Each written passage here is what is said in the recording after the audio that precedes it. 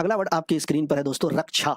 क्या है? रक्षा। जिस रक्षा में हम लोगों से गलती हुई थी, रक्षा मंत्री के हिंदी में क्लास नंबर 3 या 4 था, उसमें गलती हुई थी, वहां पे बताने में हमने पूछा था ना वजीर दिफा, तो वजीर दिफा होता है रक्षा मंत्री, जबकि पीडीएफ में वित्त मंत्री लिखा चला गया था, उससे फिर से आप लोगों से माजरत चाहता हूं उसके लिए।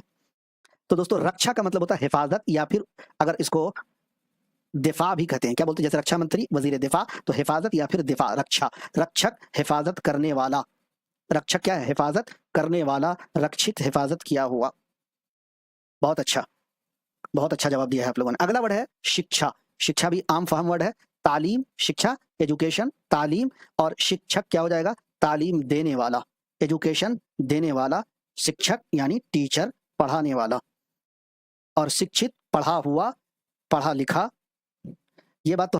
अगला वर्ड 27 नंबर में देखिएगा, निर्देश। निर्देश का मतलब होता है हिदायत या फिर हुक्म, जिसे इंग्लिश में हम लोग बोलते हैं ऑर्डर देना। निर्देश करना, हिदायत देना, हुक्म करना या फिर ऑर्डर देना। निर्देशक, हुक्म देने वाला, हिदायत करने वाला, ऑर्डर देने वाला। निर्देशित यानी हिदायत दिया हुआ या फिर हुक्म दिया हुआ।